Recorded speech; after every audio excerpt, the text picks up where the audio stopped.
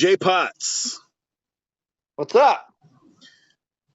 We're going to take it way back. Way back.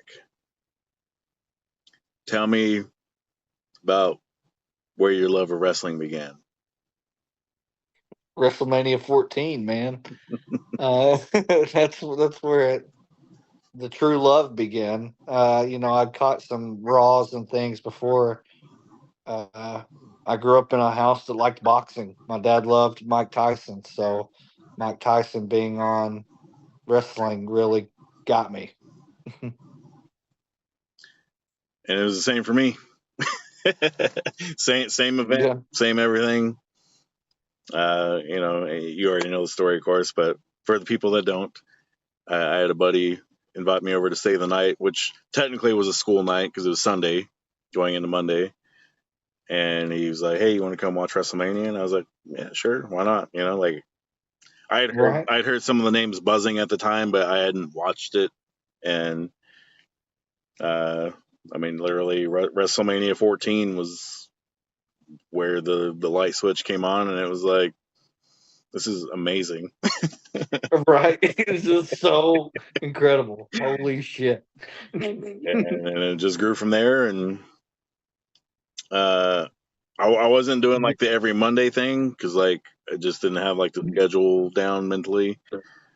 But every time I saw it on, definitely watched it. And then, then we became friends, and then it was like, Yeah, well, I obsession, mean, especially nowadays, though, it's like a whole sport in its own where you have to dedicate so much time, like the people that watch football or whatever it is, they dedicate to watch the whole day or whatever to watch it. There's so much wrestling out there now. Yeah, and it's Which literally is 7 awesome. days a week. I love it. And it's funny because we thought that once WCW and ECW went out of business, it was like, unless you were like really watching some indie shit, there wasn't anything else other than Raw and SmackDown. That was it. And then Right. and then eventually Ring of Honor and TNA, but like even then, that still took a few years. But now, Yeah, there's a little gap. Yeah, it's awesome. Like TNA's still around. Like that's incredible. now, I mean, there's so much wrestling going on, but it's great. It's awesome that there's this much happening, and it's a thriving business. So, so you started watching in '98, and we were both 11, and then we did some backyard wrestling back in 2001 at the Pruitt Street Arena, starting on St. Patrick's Day in 2001. St. Patrick's Day Massacre. And from that moment on, it was like the right time for sure. Like we were ready for that next step of like our love of wrestling. And that ring is probably the hardest ring I've ever bumped in. But we had the experience of the being a wrestling ring as like young teens. And get, what was kind of neat, a little bit after you moved, people would kind of like come in and out of like actual wrestlers from the area that would train in his backyard and stuff. So we got to learn stuff like super young. It's we've talked about it a lot of times how like frustrating it is that we didn't start doing it sooner. But we did it it's not so like young. we didn't take it seriously because like when we were doing the backyard wrestling, like we were taking it seriously. Like, we weren't just there for fun. Oh yeah, like, we meant it. yeah. No, I know what you mean though. Like life happens and you focus on career or family or whatever it may be.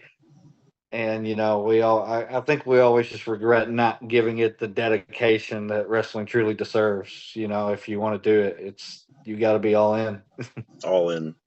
And same with music. Like you can't. I mean, Yeah. nowadays you can kind of just do it as a hobby, but 20 years ago you couldn't just like, oh, I'm going to record an album in my basement or my bedroom, and like that wasn't so easy back then.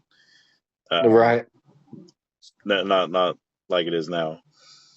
And I wish I could just have wrestling matches in my basement. Right. Like, that'd be amazing. So you're, well, I'm not gonna.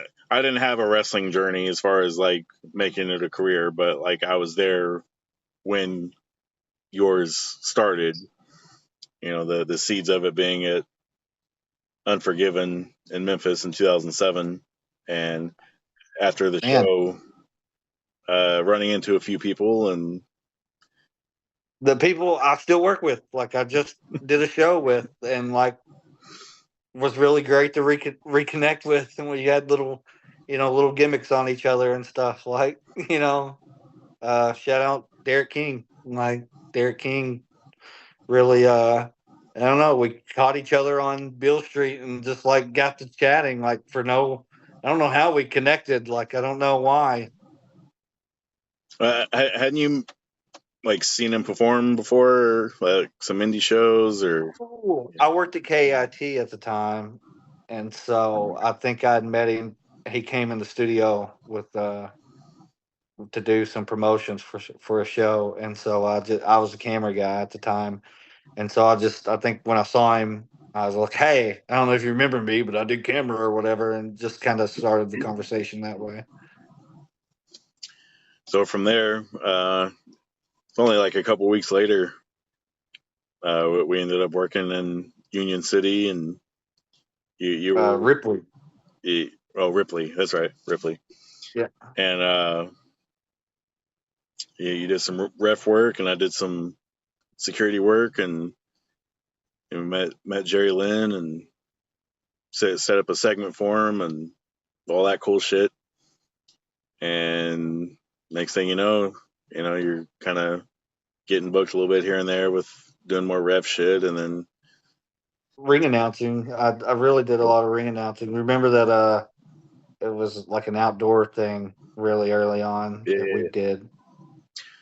Uh, yeah, that's the first time we saw Dustin Starr, I think. yeah, And we yeah. were like, oh, that Dustin dude, he looks Starr was awesome. like, holy. We were like, man, this guy. We were blown away. Like that's a wrestler. No, yeah.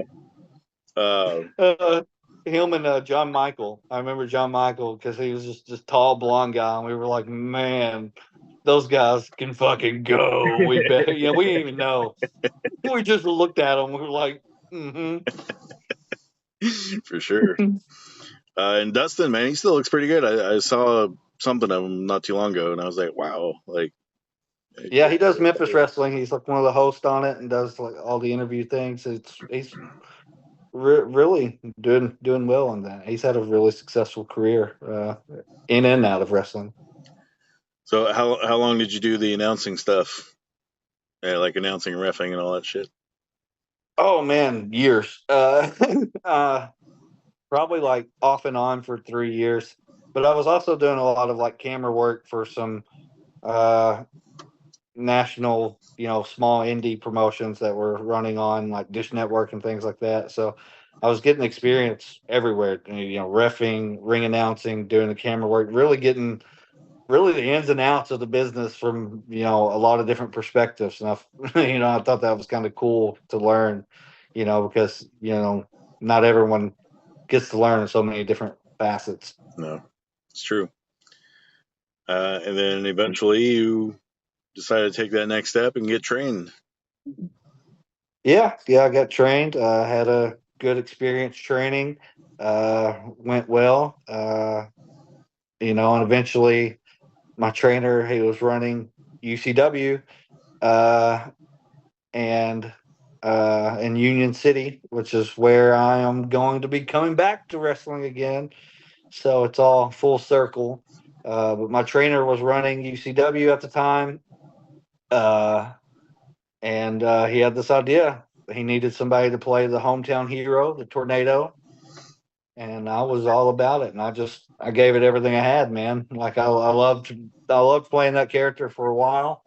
Eventually I wanted to lose the mask, and but I was, man, incredibly thankful for that experience. And he doesn't run UCW anymore; it's a different group now. But I'm excited still to get to work with these guys. I haven't ever worked with a lot of them before. I have a few of them. They remembered me, and that's why I'm getting this opportunity actually, because they were like, "Hey, we remember you could do things." So, and how long were you the tornado? Right at a year, one year, almost And to the day. that was with the mask, right? For a full year. Yeah, so I was full with the mask for a year. At the end, I think the last maybe 2 months of that year, I had the kind of like Robin mask, because I had ditched the purple, and so and we wanted to try to just make the character different. A different group had taken over, and I was still wanting to work in that building with those people because I enjoyed the fan base a lot there. And so we tried to just switch the gimmick up a bit, and that's when the Tornado Justin Bryson was made. Uh, and then we eventually, I got to drop the whole tornado thing altogether. Thank goodness. I was so tired of it. I loved the opportunity, like again, because it was over there, but I was just tired of doing it personally. So I finally got to kind of be myself. I finally got to, I got about another year of working, or maybe a little more, as just myself, and that was amazing too. Like that was I really felt like towards the end of it, especially, I was getting a lot of compliments on my stuff and like kind of coming into my own character. But then you left. I left. Yeah, I left. In Florida, I got to do a couple benefit things with the Blueprint Matt Morgan. Got to referee a show for him, and we got to work together uh, just on a few things with my job and his. He's a mayor from in Central Florida, so he would come to the TV station I worked at quite a bit, and we kind of got to know each other, texted a bit, and had a nice, friendly relationship. I really like that guy. He gave me some opportunities when I'd been out of the business for a few years, and so that was really cool of him. And yeah, so but yeah, and that was it. That was my only time, and I guess the 8 years I lived in Florida that I was in wrestling at all, minus my professional work. Yeah, and we'll get to that too. Uh, so as far as your character, not as the tornado or anything, but just like what Justin Bryson was. What Hmm. what were some of the biggest influences on your character, Mike, and ring work? uh, Character, I really try to go old school.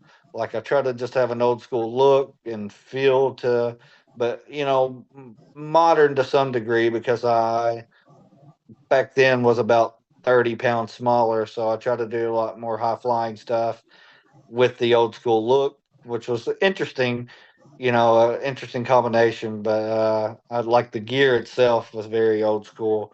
I bought it off a wrestler who wrestled in it in the '80s, so like it was legitimate old gear, uh, and I loved it about it, and I still have it, and I still want to wear it. Uh, uh, and so the gear influence. I don't know. I guess the way I wore the I would wear my trunks over my tights, and not a lot of people would do it, and with two different colors. That's a little bit of Jerry Lawler or Terry Funk. I wore my knee pads over my tights as well, which not a lot of people did. That was kind of like early WWF. Chris Jericho would do that, and so I kind of took some inspiration from that look. So I just kind of combined those looks into my own little thing. The ring work, I would say a lot of Brian Danielson. Uh, Still do a lot of Brian Danielson. Like I love to do the cattle mutilation, like as a submission. That's just always the fans always seem impressive by it, and I do quite a bit of his things. Mike work, Jericho. I always try to go after.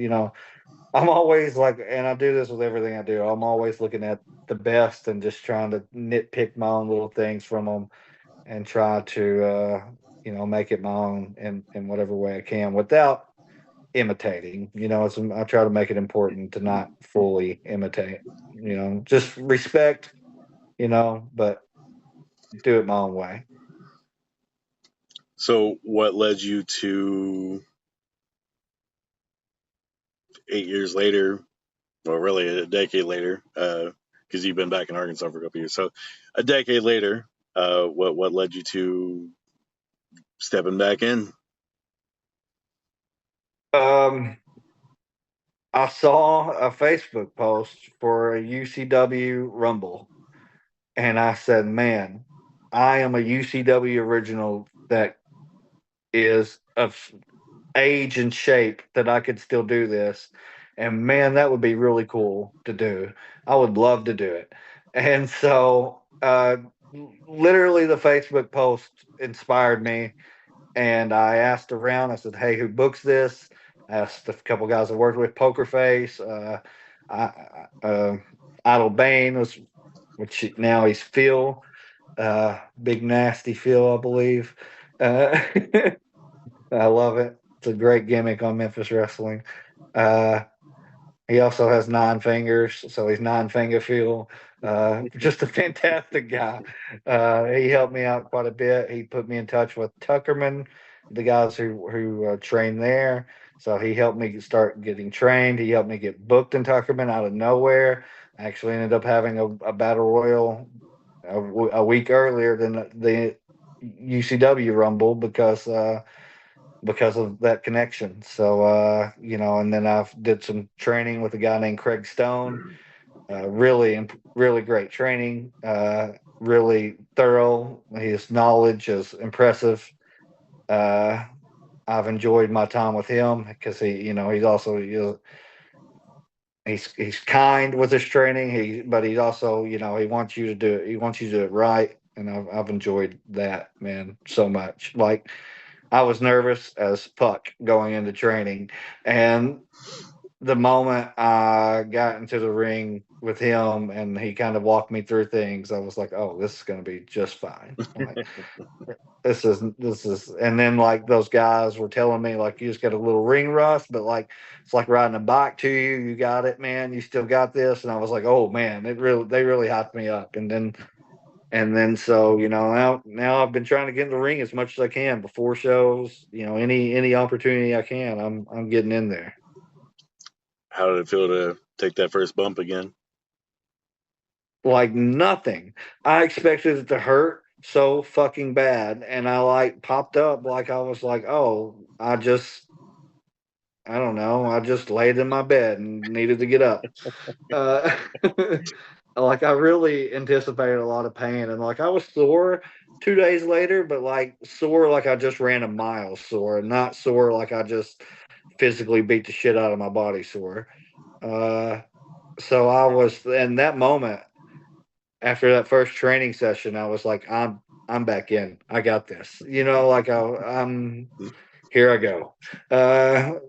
Because while things were a little rusty, like I felt so good. I felt like my knowledge, just from watching and just the explosion that wrestling has gone through over the last few years, and just like really learning from that too, and just getting to see, dream matches in WWE and AEW that, like with any of those guys, CM Punk or Bryan Danielson or Seth Rollins or, Cody Rhodes, you name it. And these guys are just blowing my mind every single week.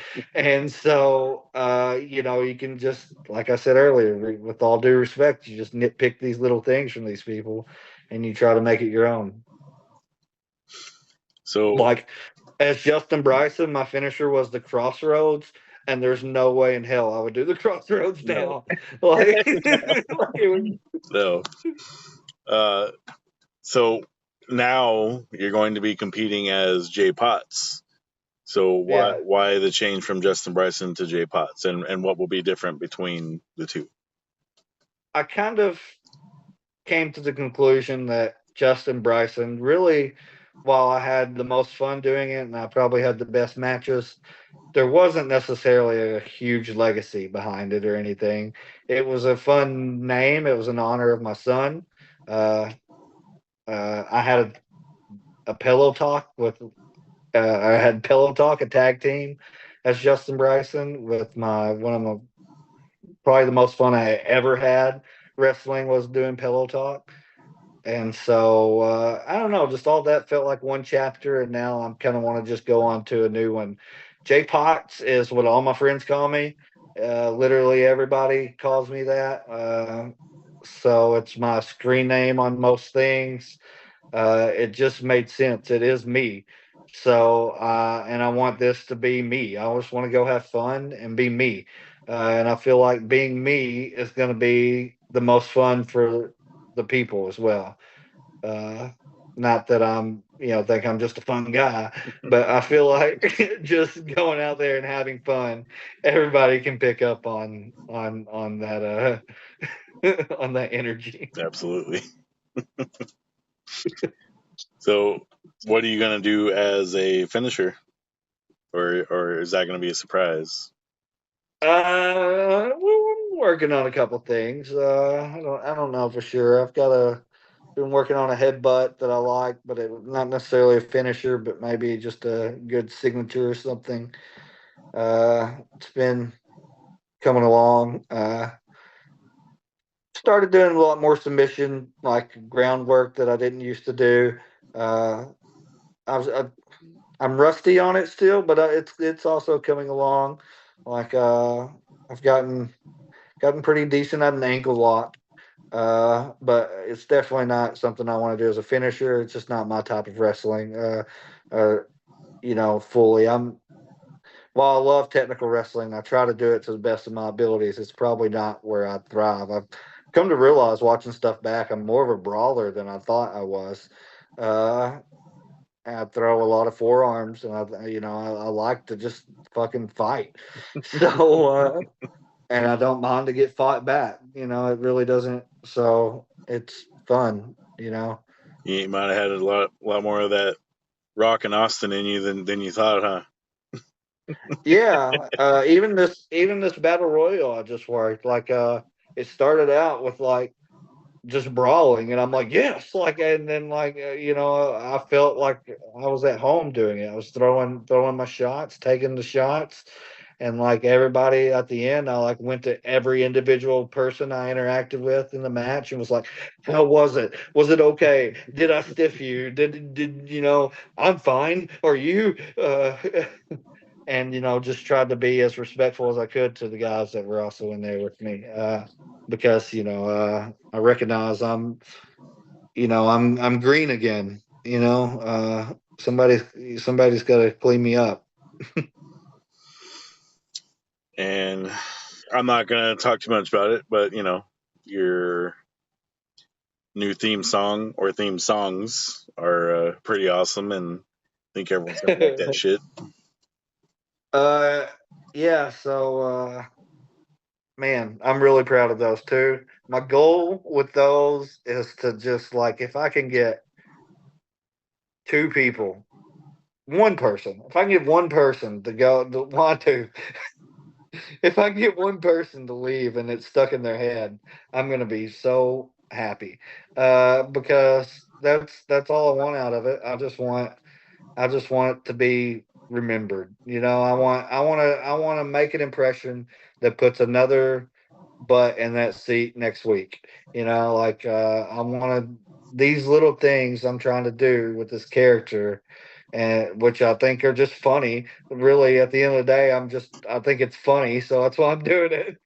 Uh, these little things, little taunts, little, you know, little this the little things I'm doing. I'm trying to just whatever I can do to fill some seats. I'm doing it not just for myself, but I'm in business for whoever books me as well. I'll do whatever I need. So when, not when, how much more do you think you got in the tank?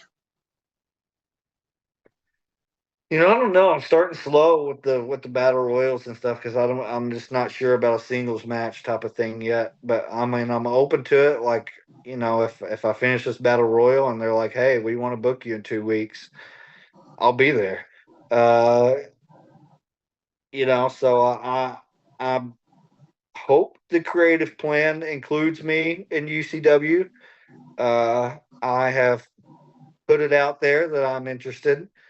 Uh, but I'm also interested. They don't work every week. I'm interested in taking bookings elsewhere. I've been training in Tuckerman with ASWF, and so those guys are, like I said, those guys have been really nice to me already. So I'm trying to get booked there. With the ultimate goal. Who wouldn't want to be on Memphis wrestling television? Like that's the isn't that every kid in this area's dream? Like to be on the TV that you watch Jerry Lawler on, or you've heard the stories of Lawler and Kaufman. Uh, like my God, like that's the goal. I can only dream. I can only be thankful if the opportunity ever comes my way. Who knows? So aside from wrestling, you going back to high school. Did you ever notice the arrow and the DX logo?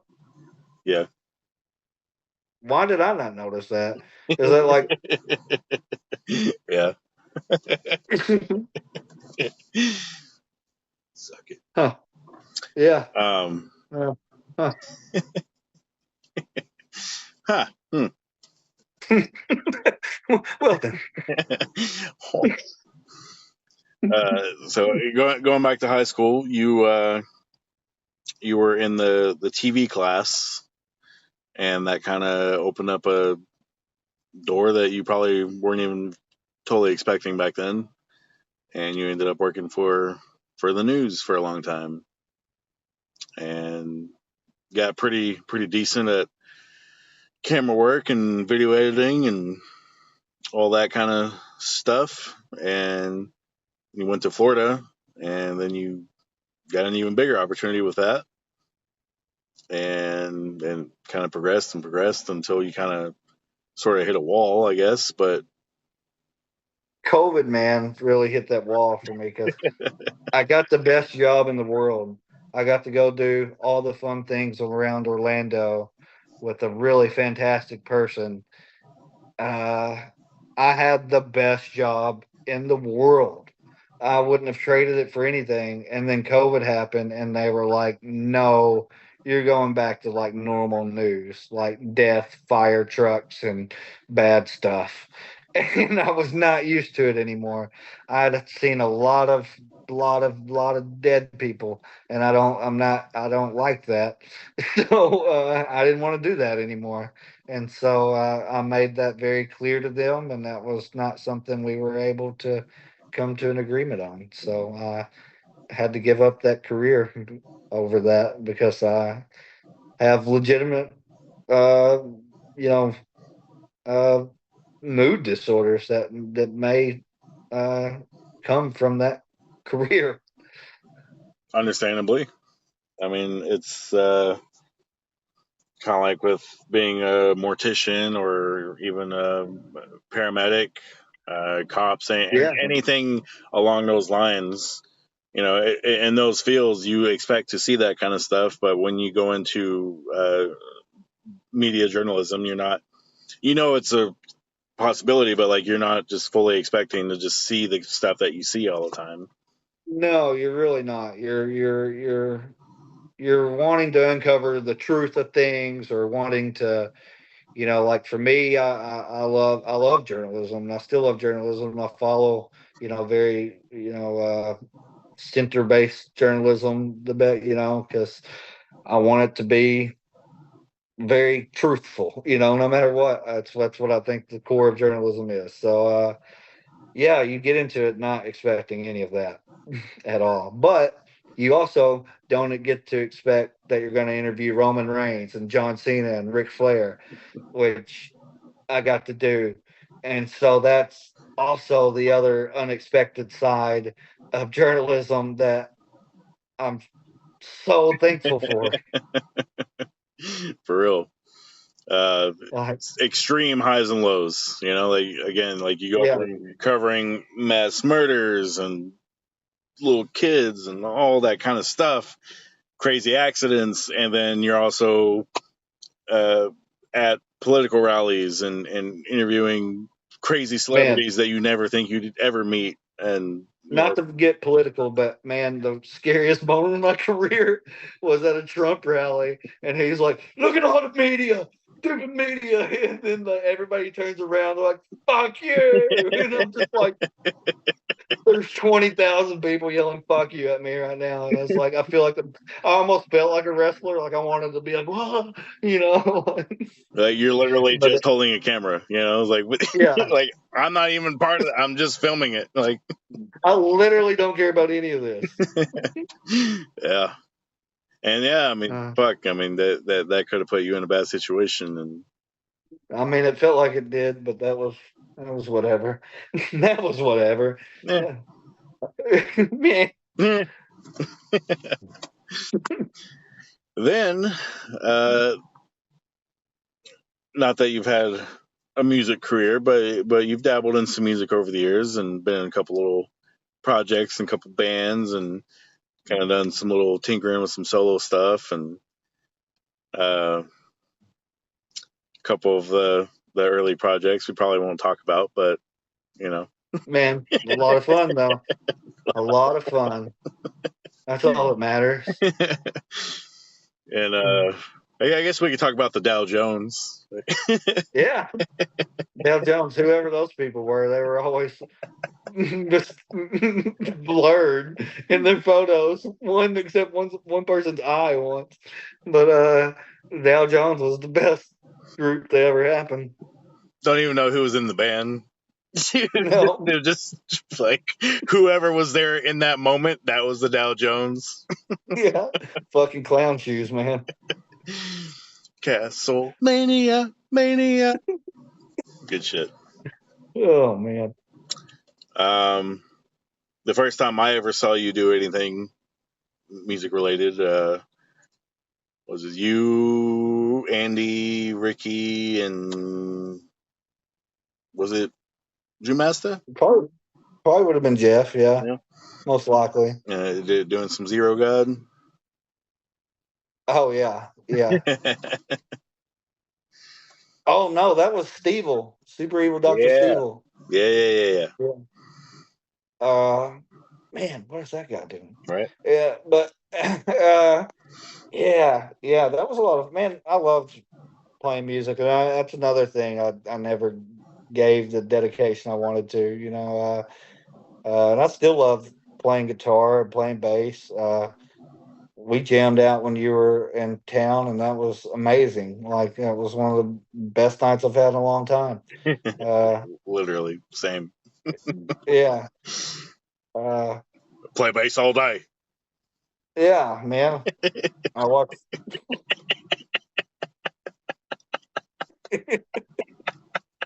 uh, Oh, man. love it. Uh, but you know what's interesting about you and I is we really don't have the same taste in music. Yet we both love music, uh, and so I've always like I'm more into soft stuff, and you're more into hard stuff. But we do have some things in common. You know, we both love Lana Del Rey and love Oh yeah, some Billie Eilish and obviously yeah. I think we have respect for the same people. Like we both recognize talent when talent is there. Uh, yeah, uh, and I hate when people will deny it just because they're popular or whatever. And it's like, no, man, that's why they're popular. Like, listen to that angel. for real. Yeah. Well, guy, it's been awesome. It's awesome been chatting with you here, and hopefully some people will watch this. Who knows? Who knows? Maybe we'll get shared out by some people. Don't know. Yeah. I'd like to plug the Rumble one more time, real quick. And then that's Saturday, July 27th. If this airs after, that's fine too. It was a lot of fun, I bet. Maybe. And yeah, that's it. Thanks to my old tag partner, Xander Legend, for helping me get back into all this as well. I didn't thank him enough. Union City, Tennessee. Yeah, Union City, UCW, the place where I had my very first wrestling match, and now I'm back a decade later. Jay Pottz, stay safe and good luck in your match. Thanks, man. Next champ. And I love you, guy. Love you.